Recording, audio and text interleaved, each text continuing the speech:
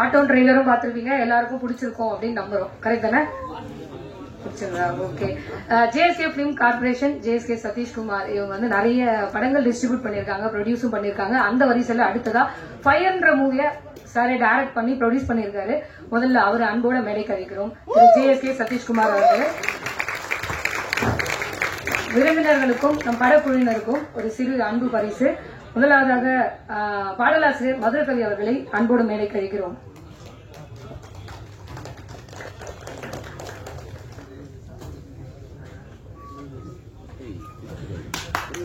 அடுத்ததாக cameraman Satish G அவர்களை மேடை கழிக்கிறோம். அடுத்ததாக ரைட்டர் எஸ்கே ஜீவா சார் அவர்களை மேடை கழிக்கிறோம்.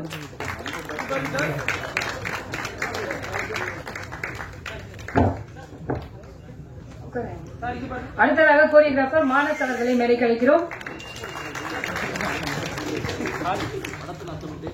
அடுத்ததாக எடிட்டர் CS பிரேம்குமார் அவர்களை மேடை கழிக்கிறோம். அடுத்ததாக ஆக்ட்ரஸ் அனு அவர்களை மேடை கழிக்கிறோம்.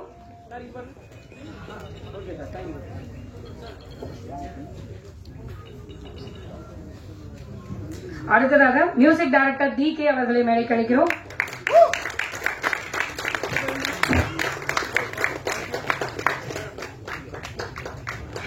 அடுத்ததாக ஆக்ட்ரஸ் காயத்ரி அவர்களை மேடை கழிக்கிறோம்.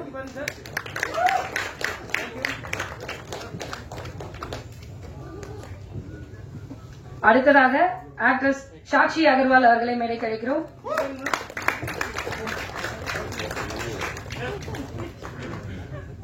அடுத்ததாக ஆக்ட்ரஸ் சாந்தினி அவர்களை மேடை கழிக்கிறோம்.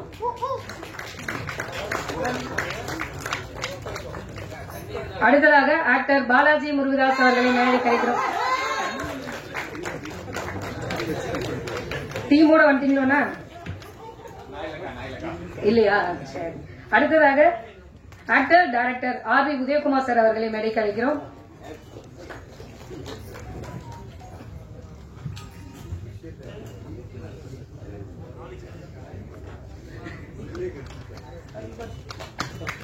அடுத்ததாக அம்மா கிரியேஷன் சிவா சார் அவர்களை மேடை கழிக்கிறோம்.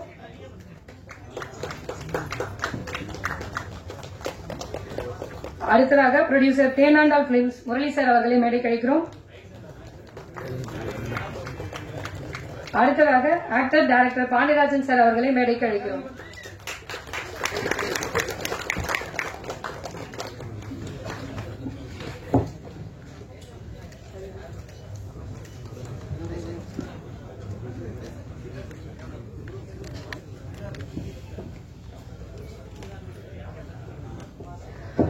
முதலாவதாக புதுமை பித்தன் லவ்லி தளபதி விஜயோட அழகிய தமிழ் மகன் இந்த படத்துக்கெல்லாம் ஸ்டோரி ரைட்டராகவும் அநீதி தலைமைச் செயலகம் இப்ப வந்து ஃபயர் படம்ல டைலாக் ரைட்டராகவும் இருக்கிற திரு SK ஜீவா சார் அவர்களை அன்போடு பேச அழைக்கிறோம்.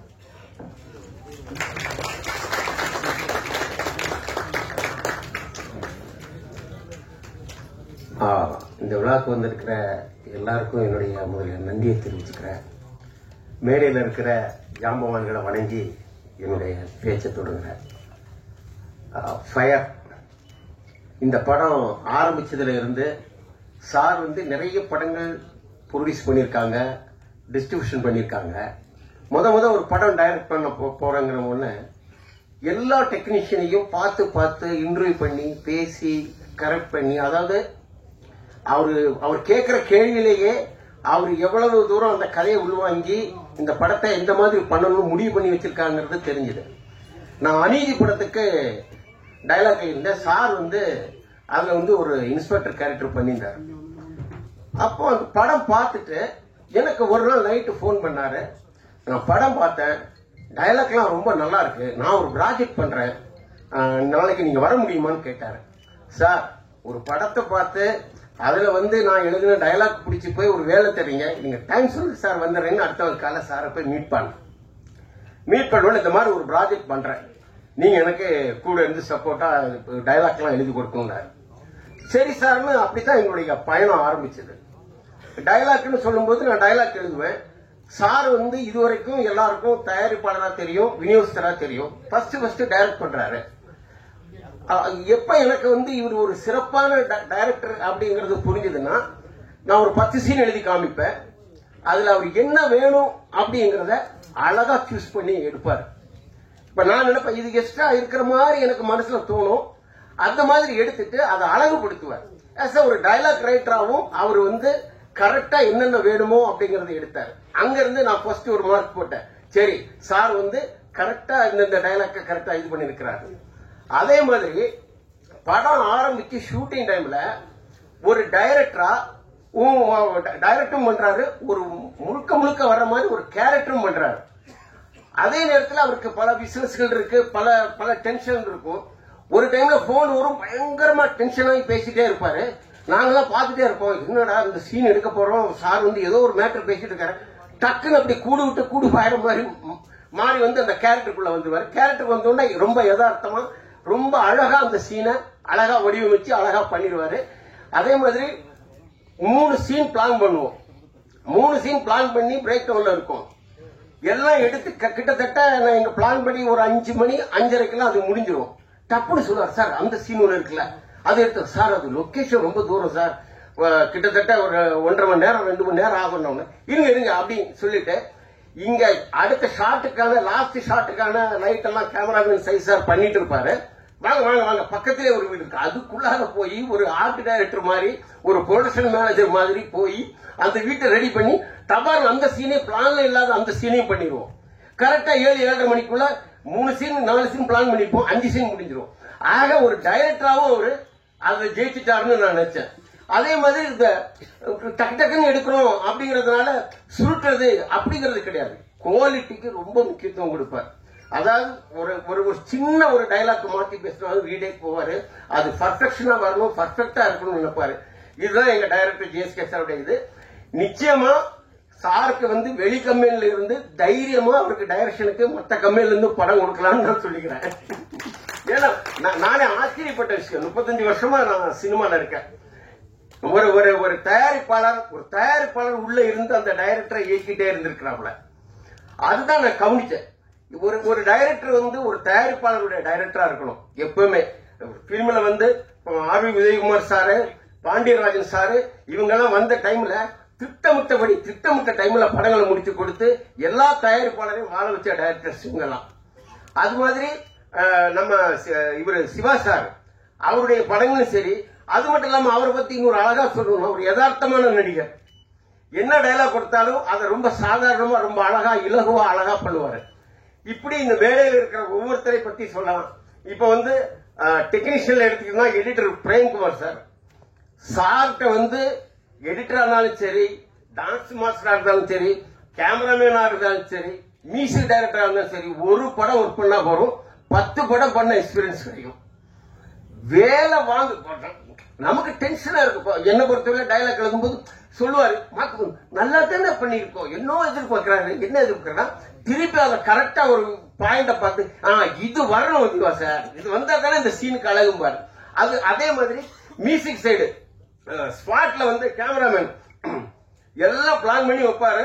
சார் வருவாரு, பாப்பாரு, இல்ல சரி இப்படி இல்ல சார், இது இல்ல இப்படி வச்சு பாருங்க, ஃப்ரேம் சூப்பரா இருக்கும். இப்படி நான் ஒவ்வொரு விஷயத்தையும் நான் சாரை புகழணும், சார் ப்ரொடியூசரு அப்படிங்கிறதுக்காக பேசுறேன்னு தயவு செய்து யாரும் நினைச்சிட வேண்டாம். உண்மையா என்னுடைய 35 வருஷத்துல சாரோட ஒர்க் பண்ண அந்த எக்ஸ்பீரியன்ஸ் தான் நான் உங்கள்கிட்ட சொல்லிட்டு இருக்கேன். சதீஷ் கேமராமேன் சார் ஒரு டைரக்டர் என்ன நினைக்கிறாரோ அதை அவங்க நினைச்சு மனசுல முடிஞ்சவன சொல்றான், இதான் நான் எதிர்பார்த்தேன் அப்படின்னு டைரக்டர் சொல்லுவாரு. அதே மாதிரி மியூசிக் டைரக்டர் சார் பட்ட பாடு கொஞ்சம் நெஞ்சம் இல்ல. அதாவது விடிய விடிய விடிய உட்காந்து ஒர்க் பண்ணி நானும் போய் பார்ப்பேன். பார்த்துட்டு சார் கேட்பாரு, எப்படி இதுவா சார், எல்லாம் ஓகே தானே, கரெக்டா எல்லாம் கரெக்டா இருக்கு சார், சார் காலையில நான் வரேன் அப்படின்பாரு. காலையில வந்து பார்த்து உட்கார்ந்துட்டு சின்னதா சொல்லுவார். பெருசா மாற்றங்கள் அது இல்ல, அந்த சின்ன விஷயங்கள் அந்த இடத்துக்கு அவ்வளவு மியூசிக்கா அவ்வளவு ஒரு பிளஸ்ஸா இருக்கும். இது ஒண்ணு. அதே மாதிரி எடிட்டர் சார் ஒரு ஆர்டர்ல எடிட் பண்ணி எல்லாம் இது பண்ணுவாரு. அதே மாதிரி சார் கேட்பாரு, எல்லாம் ஓகே தானே, அடுத்த சார் வந்து பாப்பாரு, ஃபுல்லா பார்த்துட்டு இப்படி பண்ணிக்கலாம் அப்படிங்கிற மாதிரி. இது ஒரு தடவை 2 தடவை 3 தடவை இல்ல, இந்த நிமிஷம் வரைக்கும் நடந்துட்டு இருக்கு. காப்பி ரெடி ஆனதுக்கு அப்புறமும் அவர் திருப்தியே பட மாட்டார். ஒரு டைரக்டருக்கு வந்து ஒரு மிகப்பெரிய ஒரு விஷயம் வந்து திருப்தி விடாம இருக்கிறதா, பத்தல பத்தல பத்தல, நாளைக்கு படம் பார்த்து பிறகு ஐயோ இது சரியா வரலையே அப்படிங்கிற மாதிரி வந்துடவே கூடாது. அதை மீறி தவறுதல் நடக்கிறது வேற. இப்ப ஆர்டிஸ்ட பத்தி சொல்ல தண்ணி ரொம்ப பேசிட்டே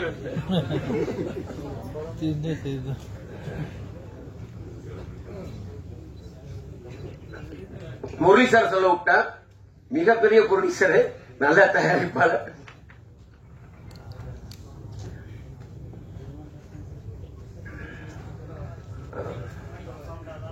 இப்போ editor, music director, cameraman sir, Madurai sir இந்த படத்தினுடைய பாடல் ஒன்று எழுதியிருக்காரு. அந்த கல்யாண சாங் பார்த்தீங்கன்னா கல்யாண சாங் தானே, கல்யாண சாங் ரொம்ப அருமையா எழுதியிருக்கிறாரு. அவருக்கு என்னுடைய மனவார்ந்த நன்றியை தெரிவித்துக்கிறேன், வாழ்த்துக்களை சொல்லிக்கிறேன்.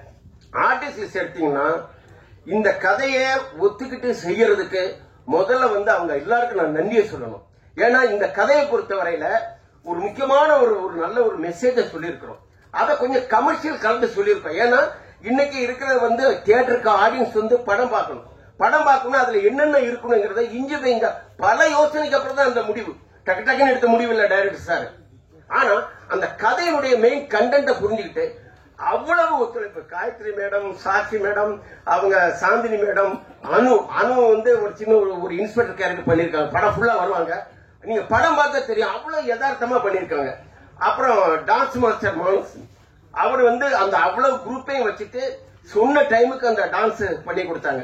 ஆக இவங்க எல்லாரையும் பத்தி சொல்லணும்னு தோணுச்சு, நான் சொல்றேன். நீங்க எல்லாரும் வந்து ஒத்துழைப்பு கொடுத்ததுக்கு நன்றி. இந்த படம் நிச்சயமா வந்து நீங்க படமா பார்க்கும்போது இது ஒரு சொல்லப்பட வேண்டிய விஷயம் தான். இந்த மாதிரி ஒரு கதை வந்து எடுத்து சொல்றதுக்கு ஒரு தைரியம் வேணும். அதுக்கு டைரக்டருக்கும் தயாரிப்பாளரான சதீஷாருக்கு என்னுடைய மனமார்ந்த நன்றியை தெரிவிச்சுக்கிறேன். நன்றி, வணக்கம். நான் பேச வச்சது எல்லாத்தையும் சார் வந்து கடகடன்னு பேசிட்டு போயிட்டாரு. இப்ப என்ன பேசுறதுன்னு தெரியல. அடுத்ததான் வந்து நம்ம பாடலாசிரியர், படத்தோட பாடலாசிரியர் ரா அவர்களை மேடைக்கு அழைக்கிறோம். ஆக்டர் வெற்றிவேல் அவர்களை மேடைக்கு அழைக்கிறோம். ஆக்டர் தயாளன் அவர்களை மேடைக்கு அழைக்கிறோம்.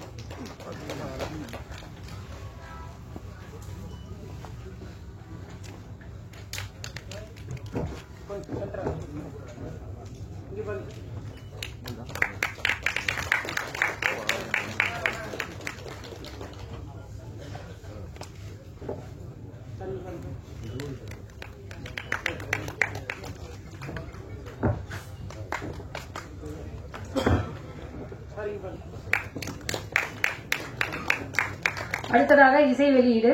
சிறப்பு விருந்தினர்கள் படக்குழுவினர்கள் பெற்றுக் கொள்வார்கள். சிறப்பு விருந்தினர்கள்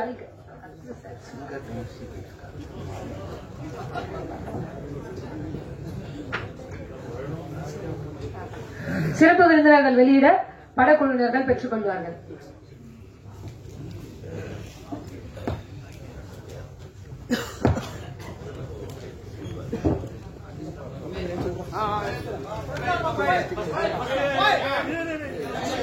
மொபைல் தூக்காதீங்கண்ணா, இருக்குண்ணா.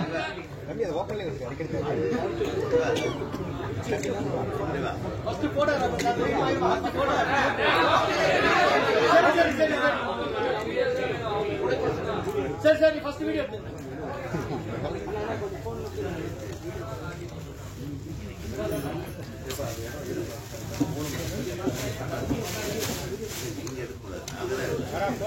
ஓபன் பண்ணுறது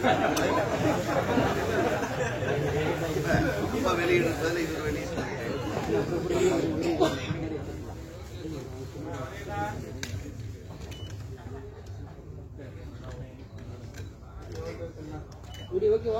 வீடியோகிராஃபர் எத்தாச்சா? Wait madam. மாநாட மயிலாட நிகழ்ச்சியோட ஃபைனலிஸ்ட் இவரு. பல படங்கள்ல நடிச்சும் கோரியோகிராஃபர் செஞ்சிருக்காரு. நம்ம ஃபயர் படத்தோட கோரியோகிராஃபர் மானஸ் அவர்களை பேச வைக்கிறேன்.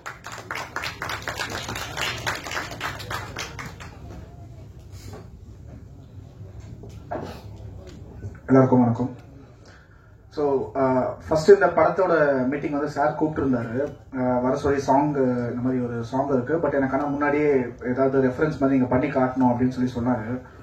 ஆல்ரெடி ஒரு 2-3 கொரியோகிராஃபர்ஸ் எல்லாம் வந்து பண்ணியிருக்காங்க, பட் எது நல்லா நான் நீங்க உங்களுக்கு நல்லா இருந்தா நீங்க பண்ணுவீங்க, இல்லைன்னா இல்லை அப்படின்னு சொல்லி சார் வந்து ரொம்ப ஃப்ராங்கா பேசக்கூடிய ஆளு. ஸோ அவரை பார்த்தாலே செட்ல இருந்து எல்லாருமே கூட இருக்க எல்லாருமே நடக்குவாங்க. அவர் கூட ஒர்க் பண்றதே பாத்தீங்கன்னா ரொம்ப ரொம்ப பயந்து அப்படிதான் ஒர்க் பண்ற மாதிரி இருக்கும். ரொம்ப மரியாதை பிளஸ் வந்து பயந்து ஒர்க் பண்ற மாதிரி பண்ணுவாங்க.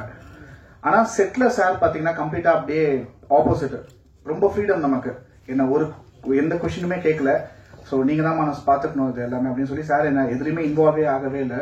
ஸோ அது ரொம்ப பெரிய விஷயம். சார் வந்து நிறைய மூவிஸ் எல்லாமே பண்ணியிருக்காரு, பெரிய பெரிய மாஸ்டர்ஸ் கூட எல்லாம் ஒர்க் பண்ணியிருக்காரு. அண்ட் அது அந்த அளவுக்கு எனக்கு வந்து ஒரு பெரிய விஷயம் கொடுத்தது ரொம்ப ஹாப்பி நான். அண்ட் அது இல்லாமல் நம்ம ஆக்டர் நம்ம பாலாஜியும் அண்ட் காயத்ரி, ஸோ அவங்க பார்த்தீங்கன்னா ஒரு 2 days தான் ரிஹர்சல் வந்திருப்பாங்க. பட் அந்த இப்போ பண்ணாங்கல்ல அந்த வெட்டிங் சாங் பார்த்தீங்களா, அந்த இடம் வந்து ரொம்ப அன்ஈவனாக இருக்கும். ஸோ அதுக்கு முன்னாடி மழைலாம் பெஞ்சு இருந்தனால ரொம்ப அன்ஈவனாக இருந்தது. பட் அதுலேயுமே அவர் மூமெண்ட்ஸ் எல்லாம் வந்து பண்ணி ஆடினது ரொம்ப பெரிய விஷயம். ரொம்ப காம்ப்ளிகேட்டடான ஒரு இடம் தான் அது. ரெண்டாவது சாங் என்னன்னா, நாங்கள் ஒரு நைட்ல முடிச்ச சாங் தான் அது. ஒரு 8:30 ஸ்டார்ட் பண்ணியிருப்போம், மார்னிங் 5:45 அந்த சாங்கை கம்ப்ளீட் பண்ணிட்டோம். ஸோ அதில் ஆர்டிஸ்ட் வந்து கோஆபரேட் பண்ணி பண்ணது ரொம்ப ரொம்ப பெரிய விஷயம். நிறைய ஆர்டிஸ்ட் கூட ஒர்க் பண்ணாலும் பட் இவங்க வந்து என்னன்னா அவ்வளோ ஃபாஸ்டா பண்ணது ரொம்ப ரொம்ப பெரிய விஷயம்.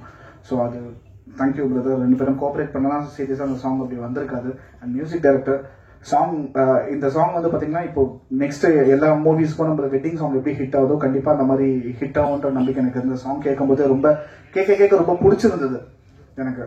So nice brother.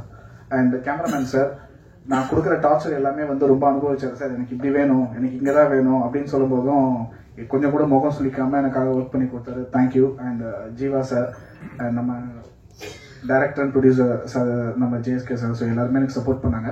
ஸோ அந்த சாங் வந்து முடிஞ்சு மார்னிங் ஒரு 5:30 நாங்கள் கம்ப்ளீட் பண்ணோம். கம்ப்ளீட் பண்ணி முடிச்ச உடனே சார் சாட்டிஸ்ஃபைட் பண்ணுறது அவர் ரொம்ப கஷ்டம். ஸோ ஃபர்ஸ்ட் சொன்ன மாதிரி தான். அண்ட் நாங்கள் அந்த சாங் முடிச்சுட்டு மார்னிங் ஒரு 5:45 நாங்கள் முடிச்ச உடனே நான் கூப்பிட்டு என்ன மனசு எப்படி வந்திருக்கு சாங் அப்படின்னு கேட்டாரு. தெரியல சார், ஒரு நாள் என்ன பண்ண முடியுமோ முடிஞ்ச பெஸ்ட் நம்ம கொடுத்துருக்கோம் சார் அப்படின்னாரு. இல்லை நல்லா வந்திருக்கு சாங் அப்படின்னு சொல்லி ஒரு வாயிலிருந்து அந்த வேர்ட்ஸ் வந்தோடனே எனக்கு ஓகே சாங் நல்லா வந்திருக்கு அப்படின்னு அப்போ தான் எனக்கு புரிஞ்சது. அண்ட் உடனே சொன்னாரு, நெக்ஸ்ட் இன்னொரு சாங் இருக்கு, ஒரு டூயட் சாங் ஒன்று பண்ணணும், நீங்க தான் அதை பண்ணணும், வந்து பண்ணுங்க, 2 daysல ஷூட் அப்படின்னு சொல்லிட்டாரு.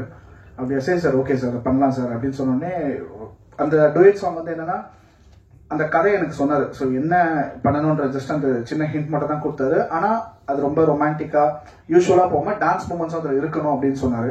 ஸோ அதுக்கேற்ற மாதிரி அதை ஒர்க் பண்ண உடனே ரக்ஷிதா அண்ட் பாலாஜி ரொம்ப நல்லா கோஆபரேட் பண்ணாங்க. ஸோ அந்த சாங்கும் நல்லா வந்திருக்கு. ஸோ அந்த பாட்டு அதுக்கப்புறம் ரக்ஷிதா அவங்க பர்த்டேக்கு நினைக்கிறேன் அந்த சாங் மட்டும் சின்ன இது மட்டும் ரிலீஸ் பண்ணியிருந்தாங்க, ஃபேன் பேஜ்ல அந்த இது ரிலீஸ் பண்ணியிருந்தாங்க. அது நான் பார்த்துட்டு நல்லா பயங்கர வைரல் ஆச்சு. அப்புறம் நாங்க எல்லாம் ஃப்ரெண்ட்ஸ் எல்லாம் வெளியே போயிட்டு ஒரு நாள் உட்காந்துட்டு எங்கேயோ ரெஸ்டாரண்ட்ல சாப்பிட்டுட்டு இருக்கும்போது மச்சி இங்க பாருடா ஒரு சாங் ரக்ஷிதா வந்து எப்படி பண்ணிருக்காங்க அப்படியே காட்டுறா அப்படின்னு காட்டினா சாங்கை காட்டினாங்க. அப்ப கொரியோகிராஃபி பண்ணது நான் தான் அப்படின்னா எல்லாருமே ஷாக்கா பாக்குறாங்க. என்னடா இப்படி காட்டியிருக்கீங்க அவங்கள, அவங்க ரொம்ப ட்ரெடிஷ்னலா இருப்பாங்கடா அப்படின்னு. இல்லடா படம் வந்து ஸோ அந்த மாதிரியே அது தேவைப்பட்டது, அதனால அவங்க அது மாதிரி பண்ணியிருக்காங்க. பட் நல்லா ஹிட் ஆகும் அப்படின்ற மாதிரி பேசிட்டு இருந்தோம். ஸோ நீங்க தான் வந்து பிரசன்ட் மீடியா, நீங்க தான் மூவிக்கு சப்போர்ட் பண்ணி இன்னும் மேல நெக்ஸ்ட் லெவலுக்கு போற மாதிரி பண்ணணும். So thank you sir. Thank you sir. அடுத்ததாக இவரை யாருமே வந்து மரியாதை குறைவா பேசவே முடியாது. ஏன் அப்படின்னா அவர் பேரை மட்டும் சொல்லக்கூடாது, இனிஷியலோட சேர்த்து தான் சொல்லணும் அப்படின்னு சொல்லியிருக்காரு. அம்புலி 3D, அக்னி சிறகுகள் போன்ற திரைப்படங்களுக்கு ஒளிப்பதிவாளராக பணியாற்றியவர் நம்ம ஃபயர் படத்தின் ஒளிப்பதிவாளர் சதீஷ் ஜி அவர்களை பேச அழைக்கிறோம்.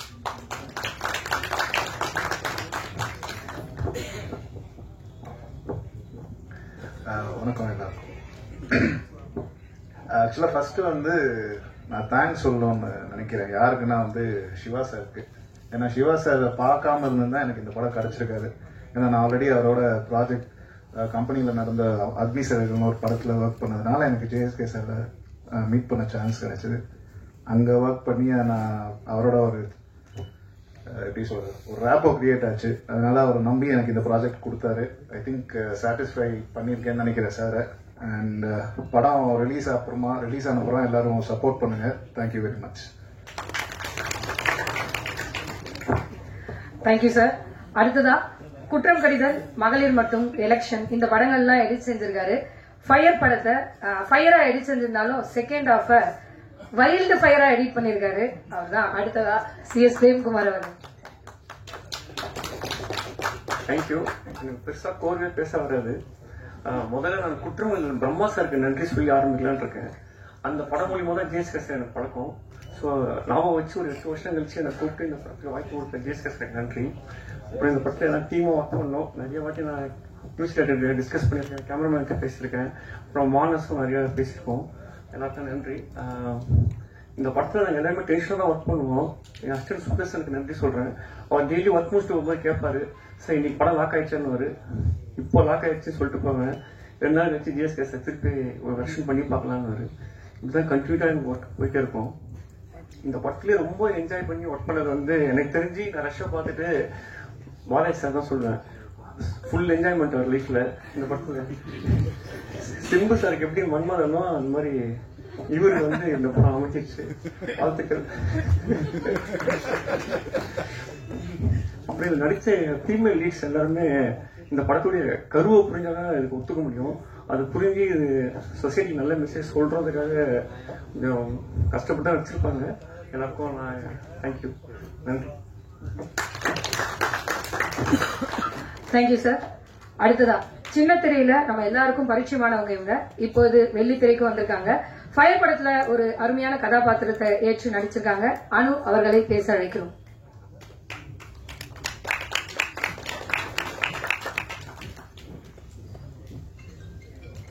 எல்லாருக்கும் வணக்கம்.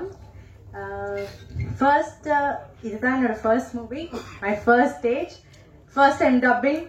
எல்லாமே எனக்கு ஒரு ஃபர்ஸ்ட் எக்ஸ்பீரியன்ஸ், ரொம்ப ஸ்பெஷல். அண்ட் ஒரு சின்ன கேரக்டரா இருந்தாலும் எனக்கு all throughout the movie இருக்க மாதிரி இருக்கும். First of all I like to thank SK Jeeva sir. என்னை ஜேஎஸ்கே சாருக்கு ரெக்கமெண்ட் பண்ணி ஒரு டைரக்டா ஒரு கான்டாக்ட் வச்சு பேசி சொன்னார், how is it going to be, இந்த கேரக்டர் எப்படி அந்த மாதிரி சொல்லிட்டு. ஸோ அதுக்கப்புறம் த்ரூ அவுட்டா சாரோட இருந்து பண்ணனால I was so happy and glad. ஏன்னா அங்கங்க கூடவே எப்படி கைட் பண்ணி கூட்டு போற மாதிரி கூட்டிட்டு போயிட்டாரு. So thank you so much for giving me a great opportunity. Thank you to the whole team and crew. Thank you. Thank you ma'am. அடுத்ததா சவுண்ட் இன்ஜினியராக தன்னோட திரை பயணத்தை தொடங்கி ஃப்ரெண்ட்ஷிப் படத்து மூலமா சிறந்த இசையை கொடுத்த நம்ம ஃபயர் படத்தின் இசையமைப்பாளர், இன்றைய விழாவின் நாயகன் திரு DK அவர்களை பேச அழைக்கிறோம். கரெக்டா பேசுறேன். அனைவருக்கும் வணக்கம். எல்லாமே சொல்லிட்டாங்க, சாரை பத்தியும் பேசிட்டாங்க, இதை பத்தின டீட்டெயில்ஸ் எல்லாமே சொல்லிட்டாங்க. இங்க சின்ன ஒரு விஷயத்தை மட்டும் நான் பதிவு பண்ணிக்கிறேன். என்னன்னு கேட்டீங்கன்னா, இப்ப RR போயிட்டு இருக்காச்சா பாத்தீங்கன்னா, இப்ப நம்ம ஒரு ஃபுல் ஸ்டேஜா நம்ம RR ஃபுல்லுமே நம்ம பண்ணிடுவோம். அப்ப சார் பார்ப்பாங்க, ஜீவா சாரும் பார்ப்பாங்க. அப்ப அதுல சின்ன சின்ன விஷயங்கள் பாத்தீங்கன்னா எந்த மாதிரி பண்ணணும், எப்படி பண்ணணும் அப்படின்ற ஃபுல் டீடைல் எல்லாமே பாத்தீங்கன்னா எனக்கு சார்கிட்ட நான் கத்துக்கிட்டேன்னு தான் நான் சொல்லுவேன். ஏன்னா RR லேஅவுட்டும் சரி, நம்ம ட்ரெய்லர்ல டீசர் லேஅவுட்டும் சரி, அந்த RR பாத்தீங்கன்னா நான் ஒரு ஃப்ளோ ஒன்று பண்ணி வச்சிருப்பேன். அந்த ஃப்ளோ பாத்தீங்கன்னா அதே அந்த ஃப்ளோவையும் கெடுக்காம நான் இன்னொரு இடத்துல பண்ணி வச்சிருக்கிற மியூசிக் பாத்தீங்கன்னா இன்னொரு இடத்துல போஸ்ட் பண்ணி அந்த படத்தோட அந்த ஸ்பீட் குறையாம பாத்தீங்கன்னா அழகா எடுத்துட்டு போறத பாத்தீங்கன்னா சார்கிட்ட நான் கத்துக்கிட்டேன் இந்த ஒரு விஷயத்த. அப்புறம் சின்ன சின்ன சவுண்ட், சின்ன சின்ன எலிமெண்ட்ஸ் எல்லாமே பாத்தீங்கன்னா எவ்வளவு அழகா அது கொடுக்கும். ஒரு சவுண்ட், ஒரு சின்ன ஒரு சவுண்ட்னாலுமே பாத்தீங்கன்னா எப்படி அது எலோவேட் பண்ணி கொடுக்கும் ஒரு சீக்வன்ஸா, ஒரு சீனை அப்படின்ற விஷயம் எல்லாமே நான் சார்கிட்ட தான் கத்துக்கிட்டேன். அதுல பாத்தீங்கன்னா கத்துக்கிறதுனால சார்கிட்ட நான் ரொம்ப தேங்க்ஸ் பண்ணிக்கிறேன் விஷயத்துல.